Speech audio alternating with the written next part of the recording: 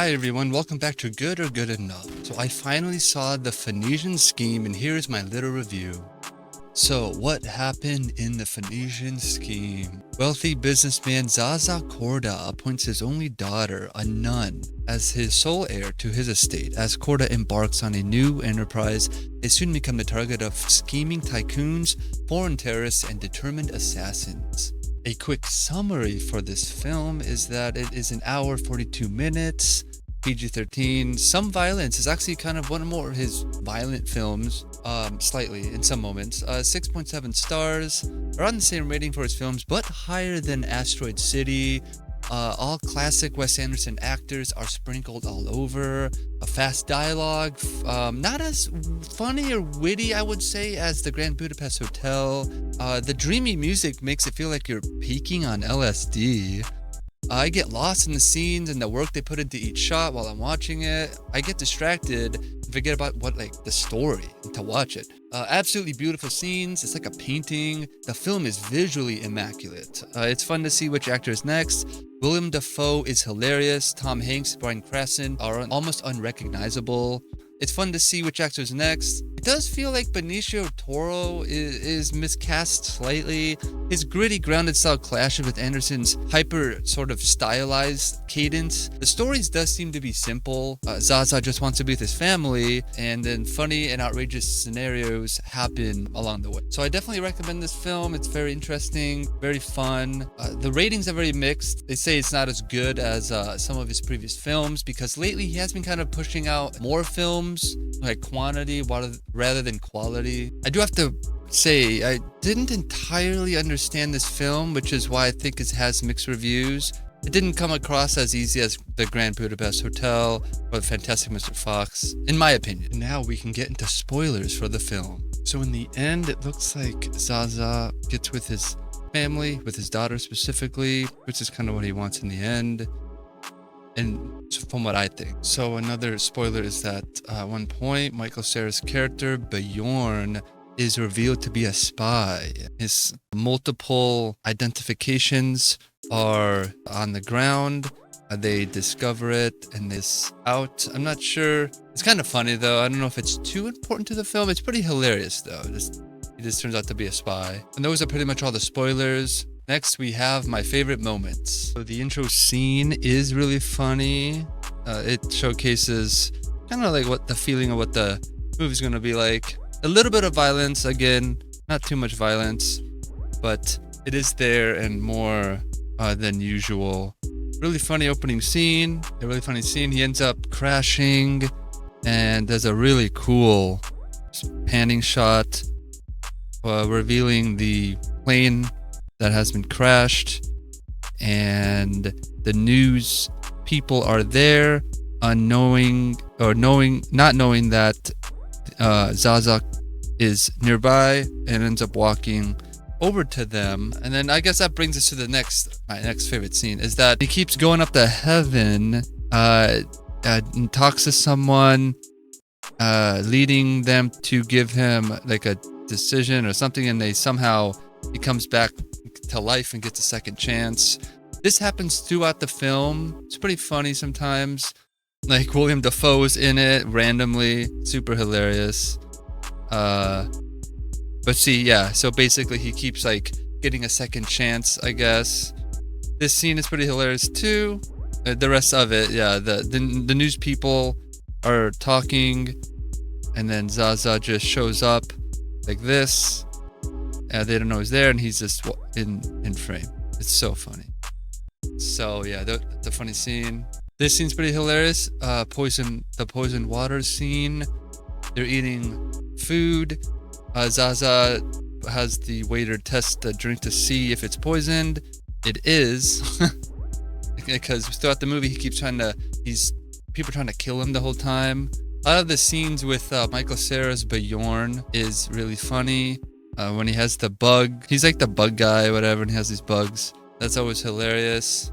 A lot of the scenes that he is in are really fun. This scene is pretty funny too. He shines right in her. It's like a spotlight style flashlight. It's so funny. And then just turns the lights on right after. That's pretty funny. As well as the next scene where he hires arsonists to burn the house or something, or to burn all the paintings or something. So, but he has them remove all of the stuff first, all of his personal belongings. Very funny. This joke is pretty hilarious. They're both on the plane, and she comments on this box of fruit, and then but Zaza reveals it's a box of grenades. And throughout the movie, he's giving them to people. This scene's pretty hilarious. Zaza and Bjorn are both talking on the plane. In the window, a bug appears out of nowhere. And then Bjorn notices it and then begins to describe it to Zaza. So funny, so random. This desert scene is really hilarious. Just beautifully shot. All the shots are really awesome. The camera movements, the character placements. Bjorn is just in the background, perfectly there. I guess checking out a dung beetle. So funny. Perfectly shot. I mean, look at the cinematography. Look at it, just so beautiful, so amazing. It keeps going for a bit. These people show up, whatever. There's a little shootout, I guess. Pretty funny. One of the people gets shot and Bjorn comments on it. So many moments of back and forth dialogue, witty dialogue. It makes a funny joke real quick and gives them a grenade. This strange basketball scene is really funny too. They just have a little basketball scene. They both go to... You almost don't even notice Bryan Cranston. He's almost just so, like, unrecognizable. Tom Hanks slightly as well. You do notice him and in his voice, but Bryan Cranston absolutely just melts right into his character. You have to do a double take and like, is that Bryan Cranston? And you're like, wow, it really is. But such a funny scene, very random. They do a bunch of funny tricks and everything. Hilarious. The other scenes where he gets shot, a lot of the death scenes are pretty hilarious. Just how they're filmed, they're so like unnecessarily over the top.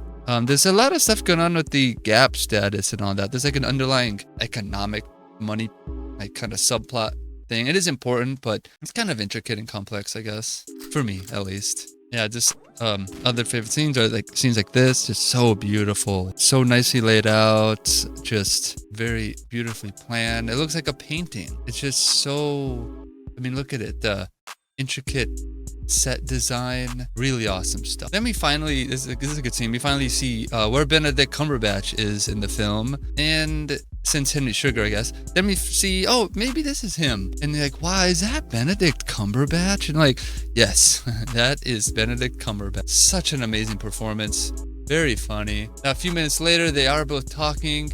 Here it is up close again. He looks so good in his role. They lay out some stuff, and then they do end up getting in a fight. Yeah, they end up getting in a little argument, and then they do like a hilarious Wes Anderson style sort of action fight. And I mean, it's a lot of camera work, intricate planning, pretty entertaining, really hilarious, totally over the top and silly, of course. They grab faces, smash them on each other.